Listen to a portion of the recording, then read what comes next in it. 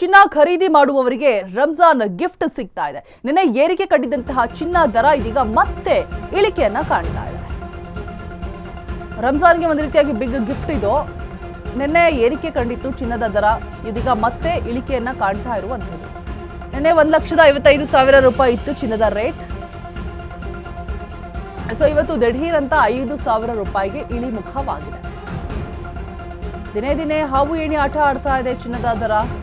So ಇದರ ಎಫೆಕ್ಟ್ನಿಂದಾಗಿ ಯಾವ ರೀತಿಯಾಗಿ ಏರಿಳಿತಗಳನ್ನ ಕಾಣುತ್ತೆ ಅನ್ನುವಂಥ ಕನ್ಫ್ಯೂಷನ್. ಕೊಂಚ ಇಳಿಕೆಯನ್ನ ಕಂಡಿದೆ ಬೆಳ್ಳಿ ದರ ಕೂಡ. ಬೆಳ್ಳಿ ದರ ಎಲ್ಲೂ ಕೂಡ ಅಂದರೆ ಕ್ರಾಶ್ ಆಗೋದು ಕಾಣಿಸ್ಲಿಲ್ಲ, ಬಟ್ ಇವತ್ತು ಕಮ್ಮಿ ಆಗಿದೆ ಅಂತ ಹೇಳಲಾಗ್ತಿದೆ. ಪದೇ ಪದೇ ರೇಟ್ ಚೇಂಜ್, ಆಭರಣ ಖರೀದಿಗೆ ಜನರು ತುಂಬಾ ಕನ್ಫ್ಯೂಸ್ ಆಗ್ತಾ ಇದ್ದಾರೆ. ಸೊ ಇದು ರಂಜಾನ್ನ ಬಿಗ್ ಗಿಫ್ಟ್ ಅಂತಾನೆ ಹೇಳ್ಬೋದು ಚಿನ್ನ ಖರೀದಿ ಮಾಡುವವ್ರಿಗೆ. ಸ್ವಲ್ಪ ಇಳಿಮುಖವನ್ನ ಕಾಣ್ತಾ ಇದೆ. ಸ್ವಲ್ಪ ನಿನ್ನೆ ಬೆಳಗ್ಗೆ ಮಾರ್ಕೆಟಿಂಗ್ ಓಪನ್ ಟೈಮಲ್ಲಿ ಸ್ವಲ್ಪ ಇಳಿಮುಖವನ್ನು ಕಂಡಿತ್ತು. ಅದಾದಮೇಲೆ ಮತ್ತೆ ಏರಿಕೆ ಆಗಿತ್ತು. ಇದೀಗ ಇವತ್ತು ಮತ್ತೆ ಇಳಿಮುಖವನ್ನು ಕಾಣ್ತಾ ಇರುವಂಥದ್ದು. ಬೆಳ್ಳಿ ಎಷ್ಟಿತ್ತು ಅಷ್ಟೇ ಇತ್ತು ರೇಟ್, ಬಟ್ ಇವತ್ತು ಸ್ವಲ್ಪ ಇಳಿಮುಖವನ್ನು ಕಾಣ್ತಾ ಇದೆ. ದಿನೇ ದಿನೇ ಸಿಕ್ಕಾಪಟ್ಟೆ ಕ್ರಾಶ್ ಆಗ್ತಾ ಇದೆ ಚಿನ್ನ ಬೆಳ್ಳಿಯ ದರ. ಹೂಡಿಕೆದಾರರಿಗಾಗಿರ್ಬೋದು, ಗ್ರಾಹಕರಿಗಾಗಿರ್ಬೋದು, ಇಬ್ಬರಿಗೂ ಕೂಡ ಒಂದು ರೀತಿಯಾಗಿ ಗೊಂದಲಗಳು ಉಂಟಾಗೇ ಆಗತ್ತೆ. ಖರೀದಿ ಮಾಡಬೇಕಾ ಬೇಡವಾ, ಇನ್ನೂ ಕೂಡ ಚಿನ್ನ ಬೆಳ್ಳಿಯ ದರ ಕಮ್ಮಿ ಆಗತ್ತಾ ಅಥವಾ ಏರತ್ತಾ, ಒಂದು ಯಾವುದೂ ಕೂಡ ಪ್ರೆಡಿಕ್ಟ್ ಮಾಡೋದಕ್ಕೆ ಆಗ್ತಾನೇ ಇಲ್ಲ. ಸೊ ಪದೇ ಪದೇ ರೇಟ್ ಜಂಪ್ ಆಗ್ತಾ ಇರುವಂಥದ್ದು ಗ್ರಾಹಕರಿಗಾಗಿರ್ಬೋದು, ಜೊತೆಗೆ ಹೂಡಿಕೆದಾರರಿಗಂತೂ ಸಿಕ್ಕಾಪಟ್ಟೆ ದೊಡ್ಡ ತಲೆ ಬಿಸಿ. ಏನಾದರೂ ರೇಟ್ ಡೌನ್ ಆದರೆ ಅವ್ರಿಗೆ ಸಿಕ್ಕಾಪಟ್ಟೆ ಹೊಡೆತ ಬೀಳುತ್ತೆ. ಬಟ್ ಗ್ರಾಹಕರಿಗೆ ಒಂದು ರೀತಿಯಾಗಿ ಪರ್ಚೇಸ್ ಮಾಡೋದಕ್ಕೆ ಅನುಕೂಲ. ಹಾಗಾದ್ರೆ ತುಂಬಾ ಏನು ರೇಟ್ ಇಳಿಮುಖವನ್ನ ಕಾಣ್ತಾ ಇಲ್ಲ, ಇಲ್ಲೋ ತಕ್ಕ ಮಟ್ಟಿಗೆ.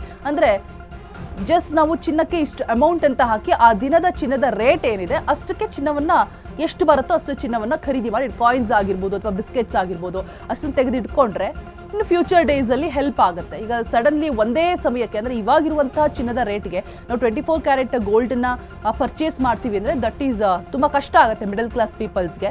ಸೊ ಹಾಗಾಗಿ ಇವತ್ತಿನ ಚಿನ್ನದ ಬೆಲೆ ಏನಿದೆ ಅಷ್ಟಕ್ಕೆ ನಮ್ಮ ಬಳಿ ಎಷ್ಟು ಹಣ ಇದೆ, ಚಿನ್ನಕ್ಕೆ ಅಂತ ಏನು ಹಣವನ್ನು ಎತ್ತಿಟ್ಟಿರ್ತೀವಿ, ಸೊ ಆ ಹಣವನ್ನು ಹಾಕಿ ಎಷ್ಟು ಚಿನ್ನ ಬರುತ್ತೋ ಅಷ್ಟು ಚಿನ್ನವನ್ನು ಖರೀದಿ ಮಾಡಿ ಒಂದು ಲಾಕರಲ್ಲಿ ಇಟ್ಬಿಟ್ರೆ, ಕಾಯಿನ್ ಆಗಿರ್ಬೋದು ಅಥವಾ ಬಿಸ್ಕೆಟ್ಸ್ ಆಗಿರ್ಬೋದು, ಸೊ ಇನ್ನು ಫ್ಯೂಚರಲ್ಲಿ ಅಂದರೆ ಇಷ್ಟೇ ಕಮ್ಮಿ ಆದಂತಹ ಸಂದರ್ಭದಲ್ಲಿ ಪಟ್ ಅಂತ ತೆಗೆದುಕೊಂಡು ಇಟ್ಟಾಗ ಸೊ ಮತ್ತೆ ಇನ್ನು ಮುಂದೆ ಅದನ್ನ ನಾವು ನೆಕ್ಲೇಸು, ಹಾರನೋ ಅಥವಾ ಜುಂಕಿ ಓಲೆಗಳು ಈ ರೀತಿ ಹೆಣ್ಣುಮಕ್ಕಳಿಗೆ ಬಳೆಗಳಾಗಿರ್ಬೋದು ಒಂದೇ ಟೈಮಲ್ಲಿ ಮಾಡಿಸೋದಕ್ಕೆ ಸ್ವಲ್ಪ ಕಷ್ಟ ಆಗುವಂತಹ ಸಂದರ್ಭಗಳೇನಿರುತ್ತಲ್ವಾ. ಸೊ ಆಗ ಈ ರೀತಿಯಾಗಿ ಕಮ್ಮಿ ಆದಂತಹ ಸಂದರ್ಭದಲ್ಲಿ ನಾವು ಚಿನ್ನವನ್ನ ಖರೀದಿ ಮಾಡಿ ಒಂದು ಲಾಕರಲ್ಲಿ ಇಟ್ಟರೆ ನಮಗೆ ಬೇಕಾದಂತಹ ಸಂದರ್ಭದಲ್ಲಿ ಬಳಕೆಯನ್ನು ಮಾಡಿಕೊಳ್ಬಹುದು.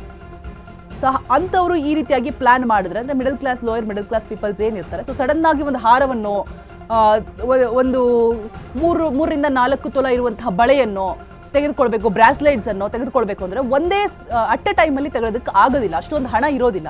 ಸೊ ಆಗ ಏನು ಮಾಡಬೇಕು ಅಂತ ಹೇಳಿದ್ರೆ, ಈ ರೀತಿ ಚಿನ್ನದ ದರ ಕಮ್ಮಿ ಅಂತ ಯಾವಾಗ ಗೊತ್ತಾಗುತ್ತಲ್ವ, ಆಗ ಸಡನ್ ಆಗಿ ಅವತ್ತಿನ ರೇಟಿಗೆ ಎಷ್ಟು ಚಿನ್ನ ಬರುತ್ತಲ್ವ ಅಷ್ಟನ್ನ ಖರೀದಿ ಮಾಡಿ ಇಟ್ಕೊಂಡ್ಬಿಟ್ರೆ ಮತ್ತೆ ಯಾವಾಗ ಕಮ್ಮಿ ಆಗುತ್ತೆ ಅವಾಗ ಆ್ಯಡ್ ಮಾಡ್ತಾ ಹೋದರೆ ಅನುಕೂಲ ಆಗುತ್ತೆ. ಅಂದರೆ ತುಂಬ ಹೊರೆ ಆಗೋದಿಲ್ಲ, ಎಲ್ಲೋ ಒಂದು ಕಡೆ ಸ್ವಲ್ಪ ಸೇವಿಂಗ್ಸು ಆಗುತ್ತೆ, ಮತ್ತು ಕಮ್ಮಿ ಇದ್ದಾಗ ಚಿನ್ನವನ್ನು ಪರ್ಚೇಸ್ ಮಾಡಿದ್ವಿ ಅನ್ನುವಂಥ ಒಂದು ಸ್ವಲ್ಪ ಖುಷಿನೂ ಇರುತ್ತೆ, ಜೊತೆಗೆ ಹೊರೆ ಕೂಡ ಆಗೋದಿಲ್ಲ.